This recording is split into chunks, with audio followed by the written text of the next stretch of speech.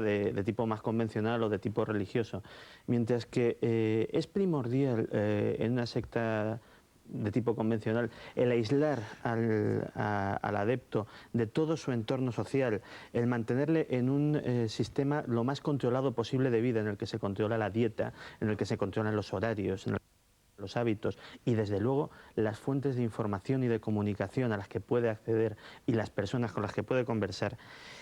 La secta satánica, el miembro de la secta satánica generalmente suele llevar una doble vida, suele llevar una vida perfectamente integrada en la sociedad normalmente, suele ser una persona que aparentemente pues muchos de sus allegados ni siquiera podrían sospechar este doble fondo que tendría su armario de vida. Y que sin embargo precisamente ese afán distintivo que tienen otras sectas destructivas viene por el propio ideario y por el propio tipo de prácticas, es decir, para mantenerse aislados del resto de la sociedad, para mantenerse aislados del resto de la gente, no necesitan tener un control tan exhaustivo porque su corpus de creencias, sus propias liturgias de por sí muy provocadoras, de por sí muy quebrantadoras de tabús sociales y culturales muy rígidos, pues ya les mantienen así de aparte. A veces hay un verdadero pacto de sangre, que es precisamente el que muy similar incluso al de las organizaciones de crimen organizado, que es el que mantiene esa fidelidad a toda costa de los miembros y que hace innecesario que en este caso concreto pues se mantenga una vida monástica o separada del resto de la sociedad. ¿Qué es una misa negra para que todo el mundo lo entienda? Una misa negra es una ceremonia en la cual los adeptos lógicamente adoran al diablo, muchas veces, incluso me atrevería a decir que la mayoría de las veces, con un propósito práctico. Igual que la misa católica es un acto simplemente de celebración de Dios, la misa negra es considerada por los adeptos de este tipo de organizaciones como un acto mágico, un acto utilitario, es decir, pues aquí a lo más que se puede llegar en una misa católica se hace una misa de difuntos en memoria de un ser querido.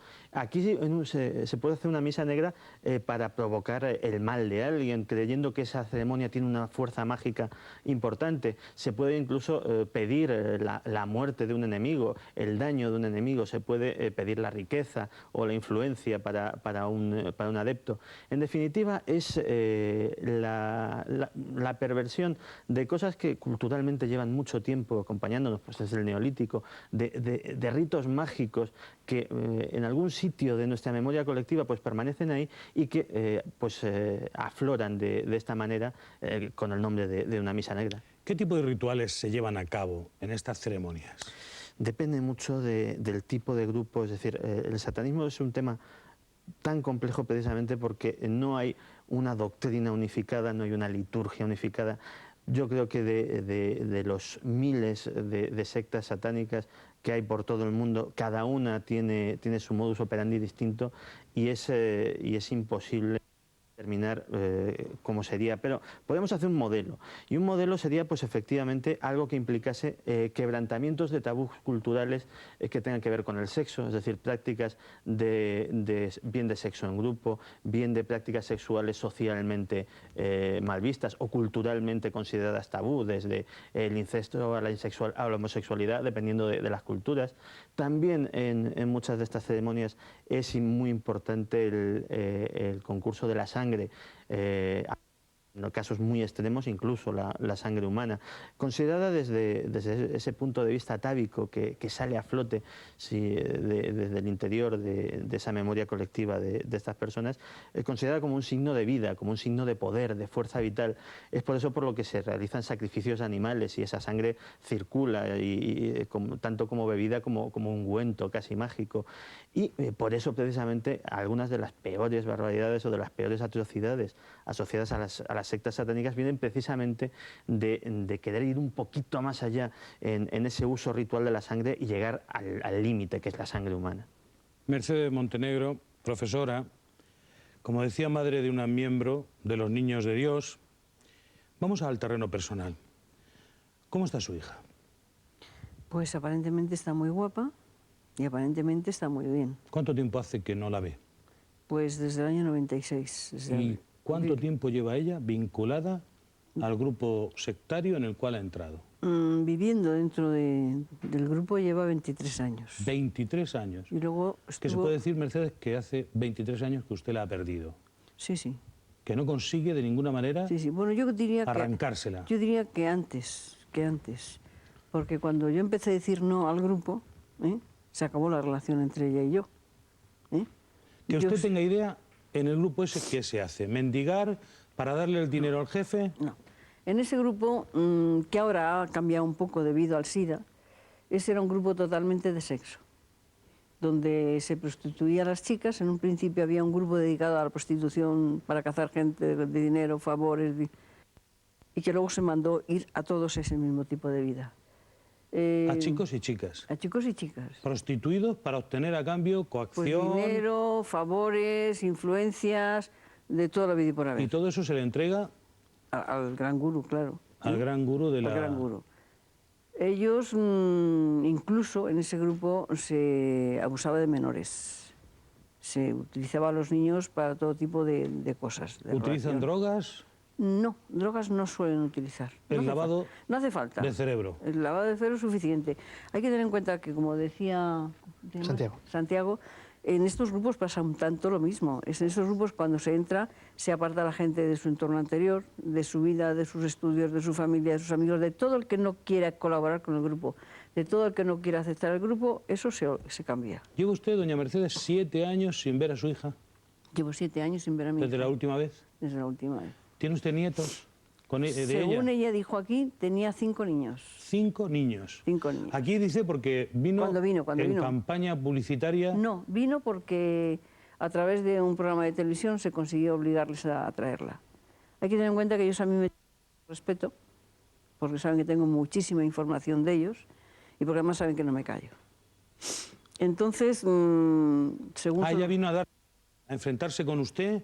Ella vino en un encuentro el grupo provocado. le dijo que tenía que venir para tratar de hacer creer a la gente que yo estaba equivocada y que ellos eran buenísimos. De hecho, la quisieron llevar luego a otro programa para decir que se habían solucionado las cosas. ¿Y cosas. usted le decía a ella que está usted trastornada, que no está en sus cabales? No, que yo no soy buena, pues porque, claro, yo me metí en la asociación a ir contra todos estos grupos religiosos minoritarios, porque ellos, claro, se consideran grupo religioso, y que tal. Dije, mira, lo siento muchísimo, pero yo no me metí en la asociación por grupos minoritarios. ¿Y no vio usted ningún atisbo de cariño en ella? No, de atracción? ella era... ¿La llamada de la sangre no funcionaba? No, ella era un robot,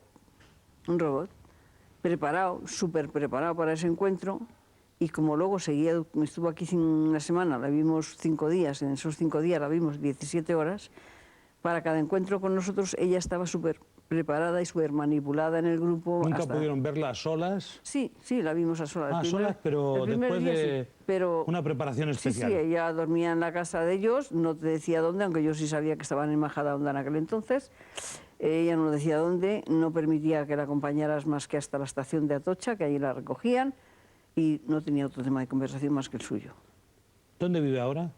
No lo sé. Puede estar en cualquier lugar de Sudamérica, o de Europa. Puede estar en Europa, puede estar en España, no lo sé. Yo escribo, porque desde que ella estuvo aquí nos escribimos, es una cosa que yo he ganado, porque por lo menos cuando veo su letra digo, todavía vive. Y yo escribo a Londres. ¿Y le escribe usted cartas de algún modo cariñosas o no? Sí, yo escribo cartas cariñosas, pero yo digo verdades como puños. ¿Y ella le contesta con cariño? Ella no fríamente? Contesta nada. Ah, no contesta. Ella no contesta a nada. Únicamente si el grupo la dice, llama a tu madre la atención porque ha dicho eso en televisión y es mentira y es aquello y tal, entonces me llama, me contesta, me dice eso. Pero cuando yo contesto a eso, se acabó, ya no hay más respuesta. Según su experiencia, ¿hasta qué punto la capacidad individual queda reducida en un grupo como estos? Totalmente, totalmente. ¿Eres sencillamente un número? En un grupo sectario no tienes derecho ni a pensar, ni a decidir, ni a dudar, ni a preguntar. ¿No tienes familia? No tienes nada. La familia son ellos y se acabó la historia. Y a partir de ahí, ella es un muñeco que no tiene más que obedecer. Tenga el cargo que tenga dentro del grupo. Es tremendo lo que cuenta usted. Su experiencia debe haber sido terrible. 23 años intentando luchar contra algo que una y otra vez se muestra superior. Pudiéramos decir que contra una pared. Lo único, yo estoy más a gusto si ¿Ha rezado usted mucho durante ese tiempo? Y sigo rezando. ¿Tiene usted otros hijos? Tengo 3 varones, que afortunadamente... Solo es la única chica, Solo la única hija. Yo afortunadamente mis hijos se han casado, han formado sus familias, sé que cuento con ellos si los necesito, pero ellos tienen sus vidas afortunadamente, porque nadie es culpable de lo que ha pasado y nadie tiene por qué encargar con esa responsabilidad encima de uno. Vamos a seguir investigando la situación en la que se encuentran estas personas. Santiago, una cuestión ciertamente complicada. ¿Cuánto tiempo puede tardar un individuo en desligarse de la sociedad en la que vive desde el momento en que se incorpora a una secta? Muy poco. Muy poco. Realmente, ¿Es casi inmediato? Casi. Ser captado y formas parte de la no realidad. Sí, porque estamos hablando de un proceso, primero que es el propio individuo lógicamente no es consciente de, nadie dice me voy a meter en una secta, es decir, una de las cosas que caracterizan a la secta destructiva es que utiliza el engaño para acceder a los nuevos miembros. Luego además las presas son seleccionadas con sumo cuidado por parte de los reclutadores, se coge a personas que por lo que sea... Santiago, vamos a seguir en esta investigación conociendo nuevos datos, pero será inmediatamente después de unos consejos publicitarios.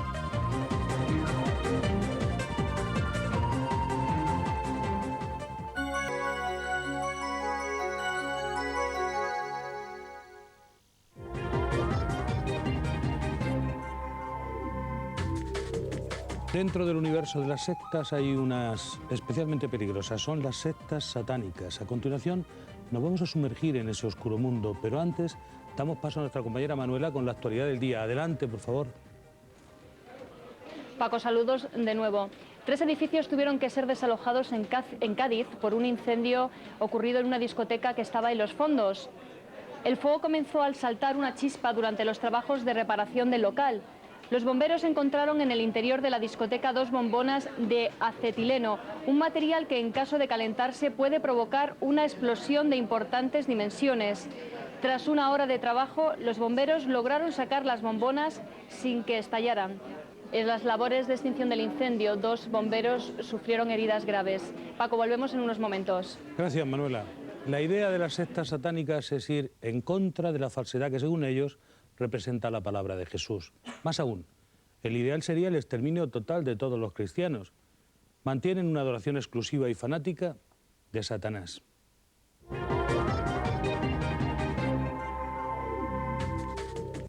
Pasada la última hora informativa, es tiempo ya de analizar el tema que nos ocupa. El lavado de cerebro en las sectas satánicas se da a través de distintas formas, como por ejemplo repetir la oración del Padre Nuestro al revés, el uso de cruces invertidas, tatuajes satánicos o el uso ornamental de huesos de cadáveres en anillos, pulseras, collares.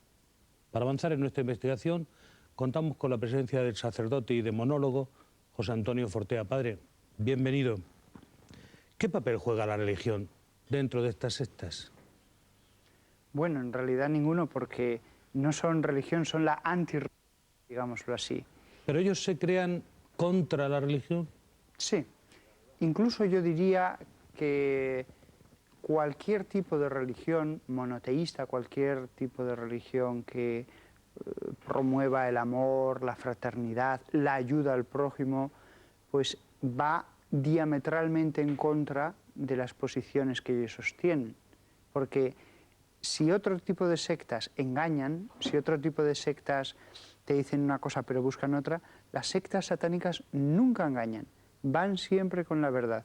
Ellos no te van a engañar, promovemos la justicia, el amor, lo dicen claramente desde el principio. Aquí se adora al diablo, no hay nadie que se pueda llamar a engaño en el primer segundo de una de sus reuniones que tengan. ¿Por qué ese culto al diablo? Bien, es la antirreligión, digámoslo así.